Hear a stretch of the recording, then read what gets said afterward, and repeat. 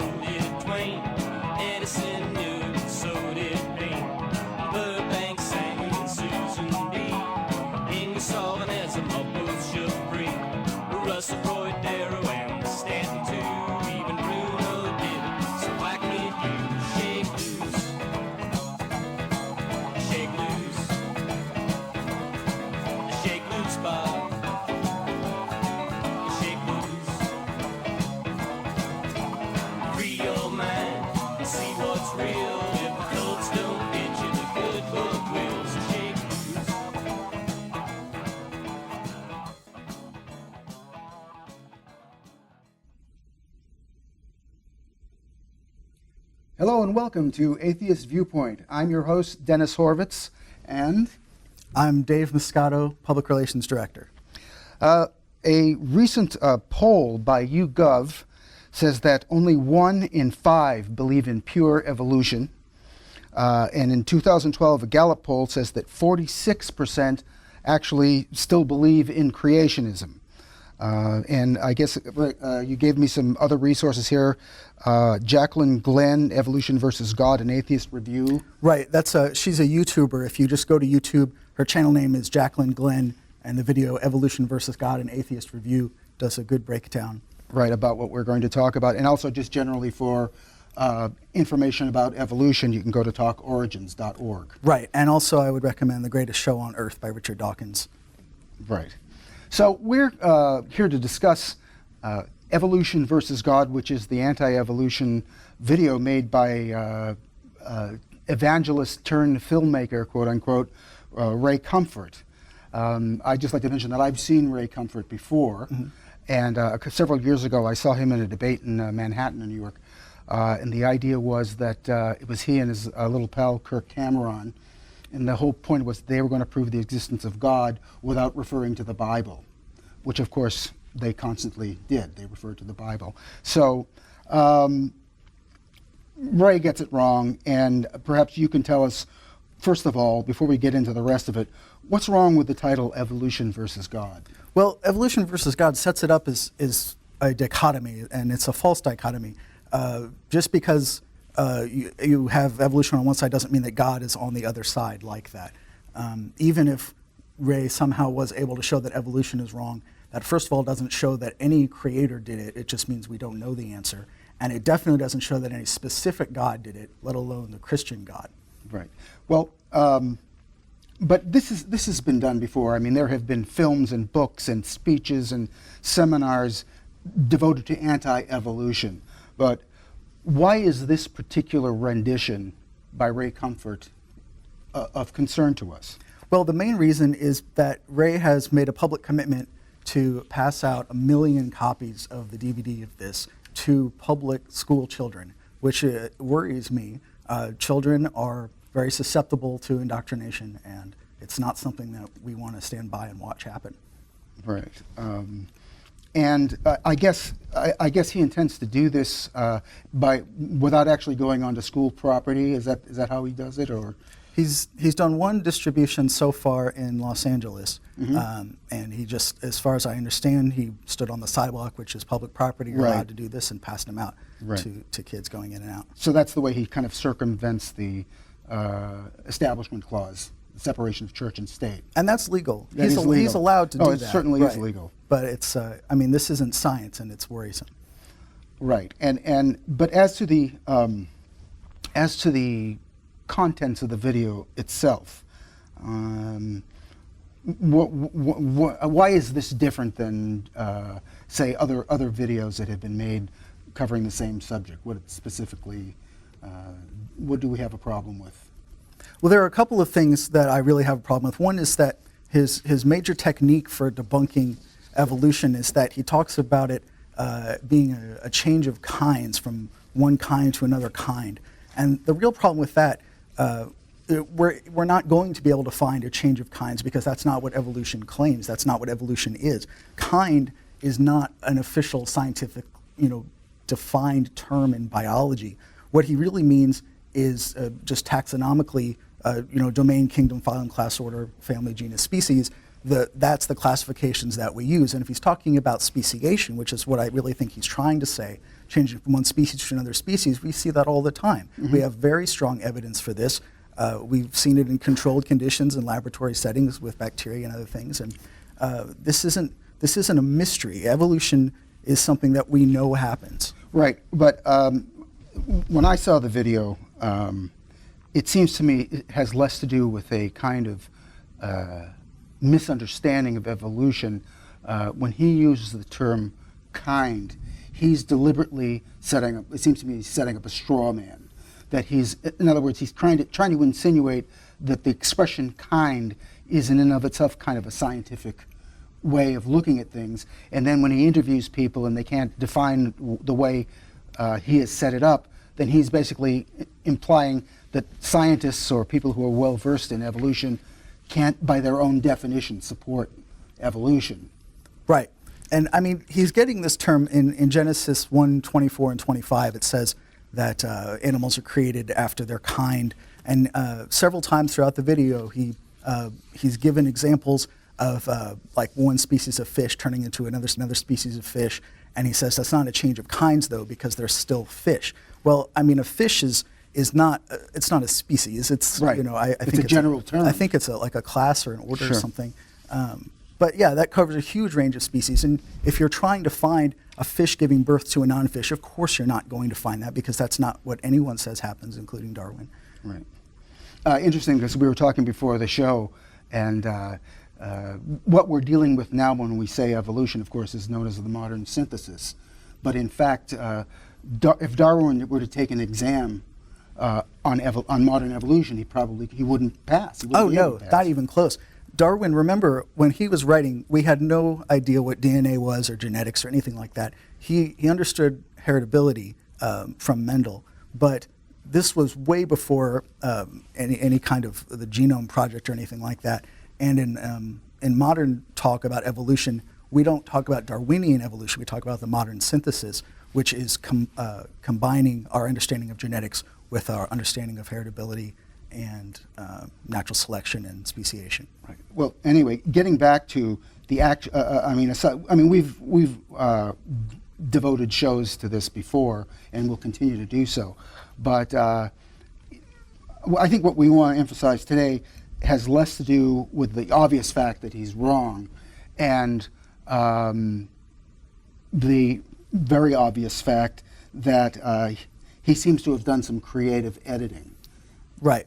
And can we give some examples of that? Sure, and I mean there are a couple, and I believe that we have clips of these. Like for example, at around 5 minutes and 50 seconds, if you're following along, he's having a conversation with P.Z. Myers, which we'll go to now. The scientific method must be observable and repeatable. So could you give me one piece of observable evidence for Darwinian evolution? Okay, I would point to, as one great example is look at the genetics of the stickleback. What's that? So stickleback fish are a very interesting collection of species that were recently isolated after the end of the Ice Age. What did they become? They're various species of sticklebacks. They stayed as fish.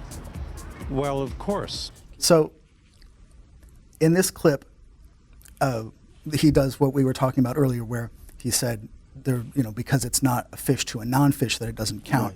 Right. That is evolution when you're talking about a change in alleles from generation to generation. And it's just a straw man. That's really all it is. And the way that he sets this up, he routinely says in his promotion of this and throughout the video that scientists who he asked were unable to give him evidence of evolution. And they were giving him evidence. They were giving him evidence throughout. They just didn't make it in. Right. There's another great example of what seems to be creative editing at 7:21 in the video, which we'll cut to now. These are changes of kinds. They're still fish. They're distinctly different fish. We have thousands of examples. Can you give me one? I can give you thousands. Just one. For instance, I would say look at Lenski's experiments with bacteria then. So what do the bacteria become? The bacteria are still bacteria, of course. That's not Darwinian evolution. That's not a change of kinds, is it? It is a change. It is a change in the genetic makeup of the bacteria, which is. So you can see the way that this video is set up, the whole thing is these short clips. Right. I would estimate that the average clip is maybe 6 or 8 seconds in length for the entire thing. The first time I watched this, for the first minute or two, I thought I was watching a trailer for it Right. and waiting for it to start because it was just these short clips. But that's how the whole thing is. He doesn't let anybody finish or give good examples.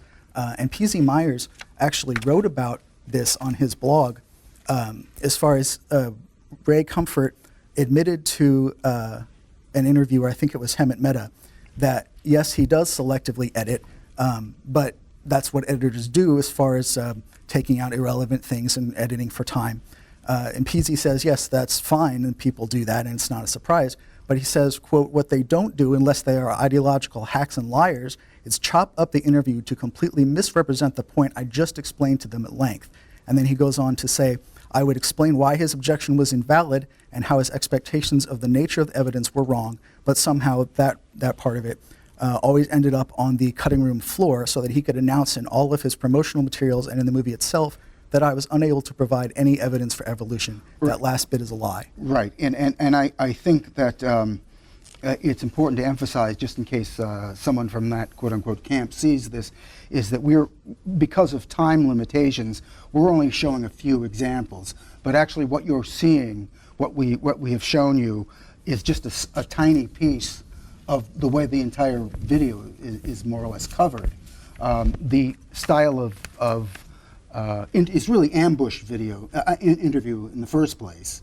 And you can see them, the way they're set up, they're being badgered. And this is a time-honored, for their side, method of interviewing and trying to prove their point, is that they will ask a question that can't be answered with a yes or no or with a couple of sentences. And because of this, the interviewee gets very frustrated. And so Ray Comfort is very careful to show facial tics and nervous body language that looks like they're really having trouble answering the question because they don't know the answer.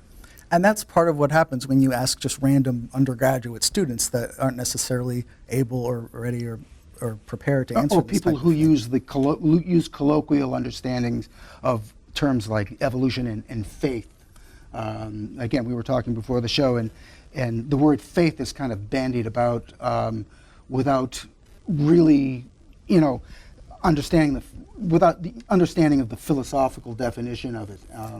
Right. There's more than one way to use that term faith. And the way that we're using it in religion would be to say affirm or unwavering belief in a proposition despite a lack of sufficient evidence or despite evidence to the contrary. But that's not the way we're talking about faith in the colloquial sense of belief in scientific facts like evolution.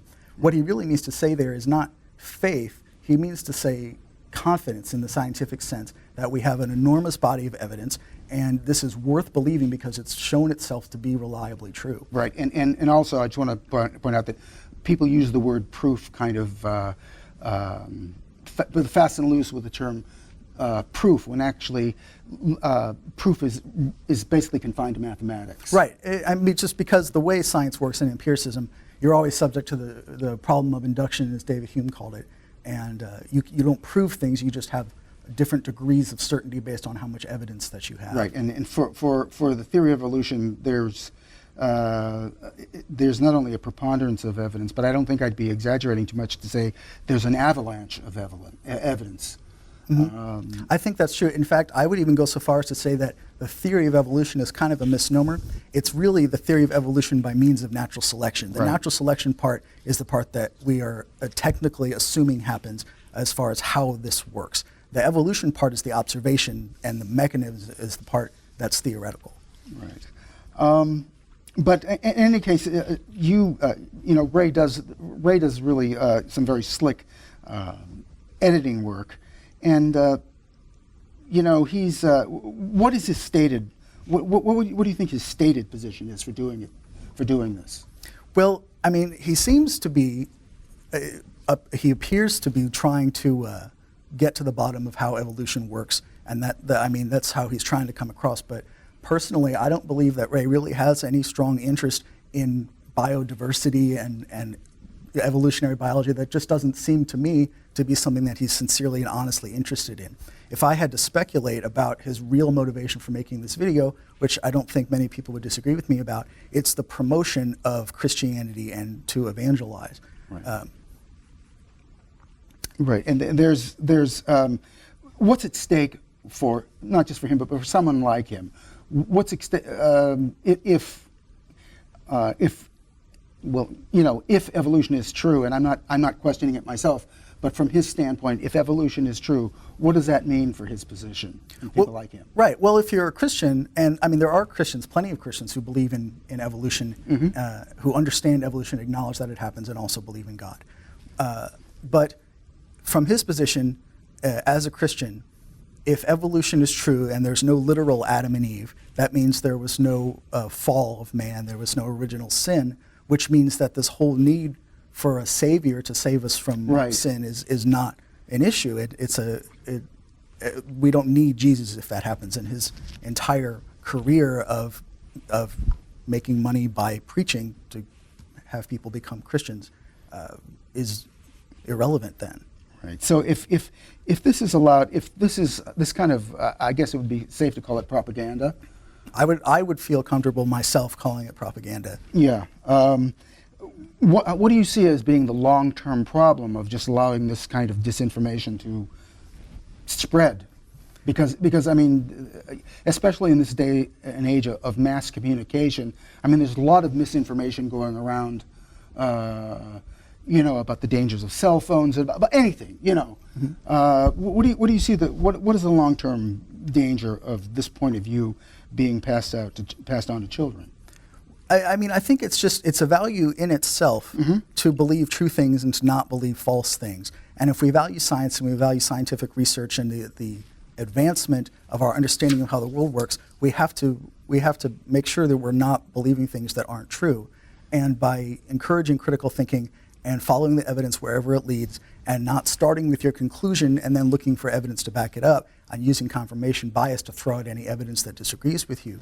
I mean, we can get to the answer properly if we do it properly. Now, basically, he, like we said earlier, he went through these, and not only did he conduct ambush interviews, but of course, he did some very slick editing. There's the clip where and of course he does it more than once, where he asks a question and then he goes through like 3 or 4 people back and forth. Right, the voiceover. The voiceover, and you don't really know what question is being asked of these individual people. I mean, that's one example. We also don't know. I mean, we don't know, first of all, if the answers match the question, because it cuts back and forth. But we don't know who he chose to show and who he chose not to show. It's very possible that he interviewed some people who gave him very straightforward, correct answers that he just didn't include in the DVD, which is always a problem when you're editing like this. Right, and as you touched upon earlier, I noticed he interviewed a lot of young people, a lot of college. I mean, basically anyone who wasn't a scientist was a young person, a college person. And most of the people that he talked to, he were answering using kind of just colloquial understandings of terms like evolution and faith and that kind of thing. And I think that was all specifically designed to create the illusion that nobody really knows what evolution is or what they're talking about. Right, and I think most people have kind of a misunderstanding of the specific definitions of these things as used by scientists. This is a well-understood process. I mean, we all know this, but evolution is a change in the frequency of alleles within a gene pool from one generation to the next generation. We know this happens. This isn't mysterious or something like that. Right, but here's the thing, and I've noticed this myself when I watch, say, the Discovery Channel or the National Geographic Channel or whatever. Even science shows that support evolution. I notice that, and this is true and sometimes in general with people who accept evolution. There is the tendency to speak of it as though there is some kind of direction to it, when in fact there is no direction to evolution. Right. It's not a guided process. Right. It's not. It doesn't have any end goal in mind. This is just nature following the rules of nature. I say rules. It's really just patterns. But nature evolution is a process. It's no more directed by any agent Right. than a leaf that's dead falling off from a tree, just following the rules of gravity. Right. So the penguins didn't take a vote and decide not to fly, but to swim instead. No, just the ones as their environment changed, the ones that were more adapted to it survived That's right. and reproduced, and the ones that didn't died. And in a given environment, certainly. But I've watched some of these shows, and some of them are actually very, very well done. There's a show devoted to dinosaurs where the graphics are excellent. There's lots of information. But even then, of course, these networks, they have to sell toothpaste and washing and laundry detergent, so they've got to kind of sweeten it up a little bit and throw in a little candy. And they'll portray, say, a mother, a female Tyrannosaurus who's building her nest, and they'll create kind of the idea that she is aware that she's passing on her genes, which of course, I think that's a bit of I don't know if artistic anthropomorphizing license is the right term for it, but right, they have. I mean, animals.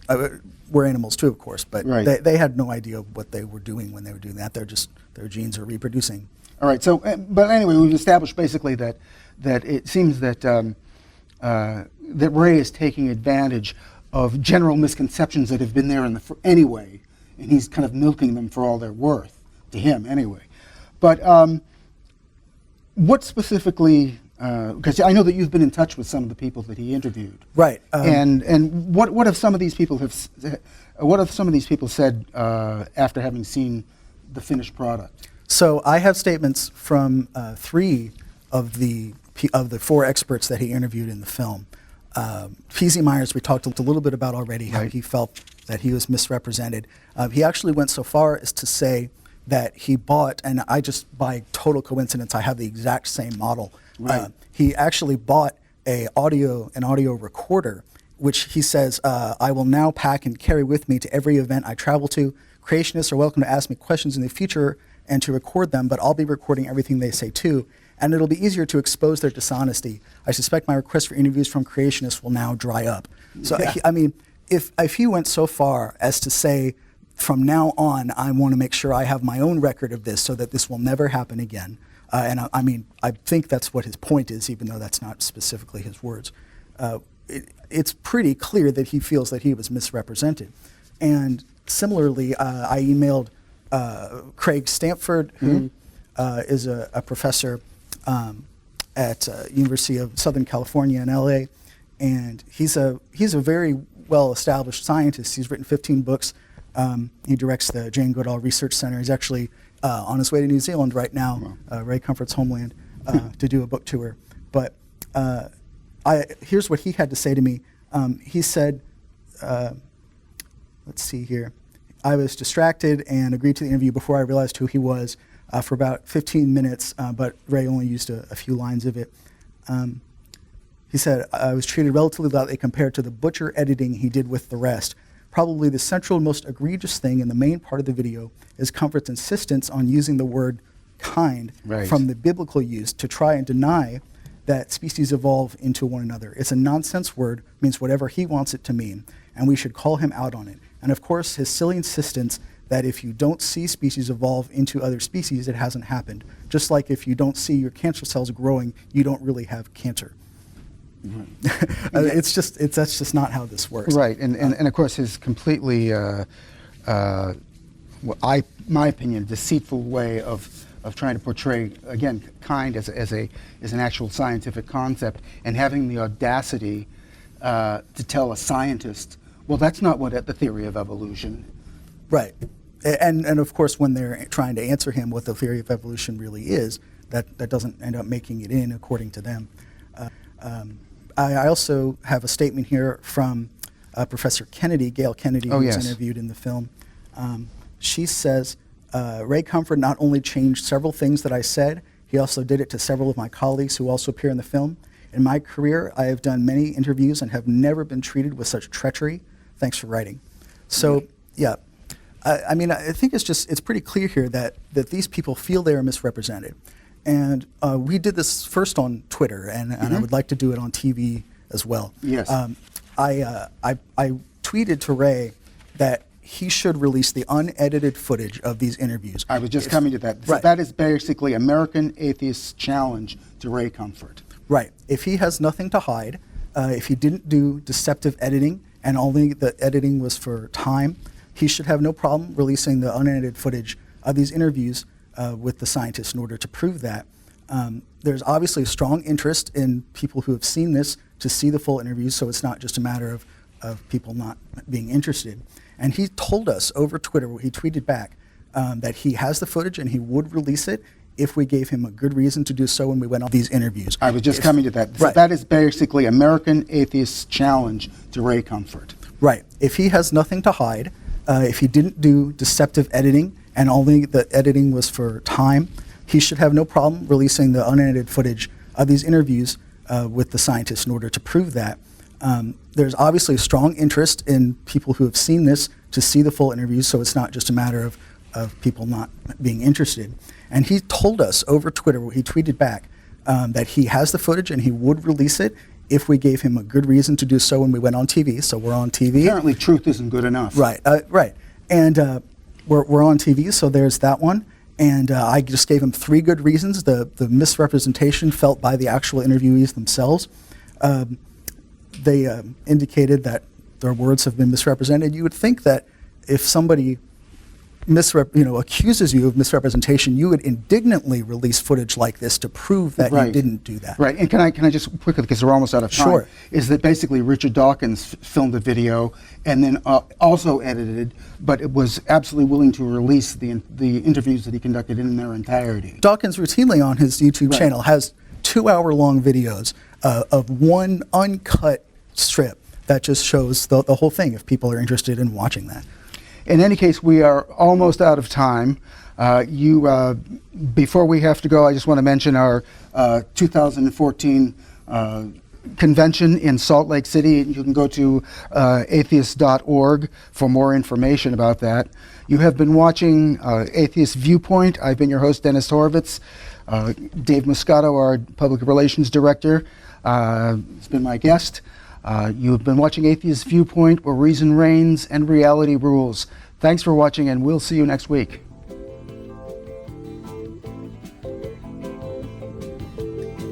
Knock, knock, the sound from my door. You with a message from the Lord. Jesus loves you, yes I'm sure, but I'm not falling anymore.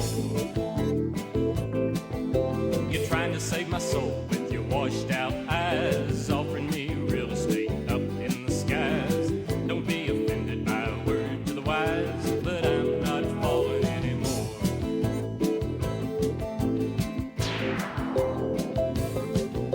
I've read your Bible and read it well. I've heard all the stories the preachers tell. What kind of saints would create a hell?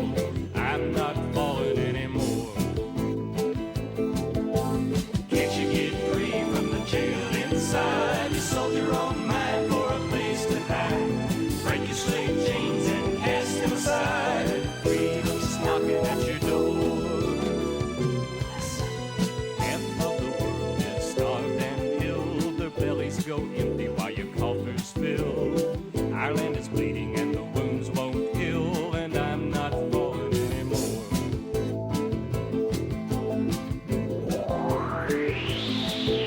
You quit burning witches long ago. The Inquisition is over, I know. The Pope's even pardoned Galileo, but I'm not falling anymore. Can't you get free from the jail inside? You sold your own mind for a place to hide. Break your slave chains and cast them aside. Freedom's knocking at your door. The look on your face shows a withered brain. Religion has driven you insane. Some want money, you want pain, but I'm not falling anymore.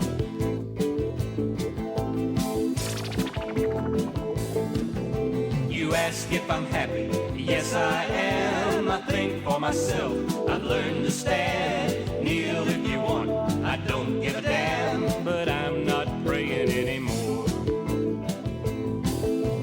Can't you get free from the jail inside? You sold your own mind for a place to hide. Break your slave chains and cast them aside. Freedom's knocking at your door.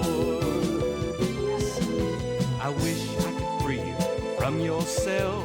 You disdain life and you're scared of hell. They've indoctrinated you quite well, but we're not falling anymore. Can't you get free from the jail inside? You sold your own mind for a place to hide. Break your slave chains and cast them aside. Freedom's knocking at your door.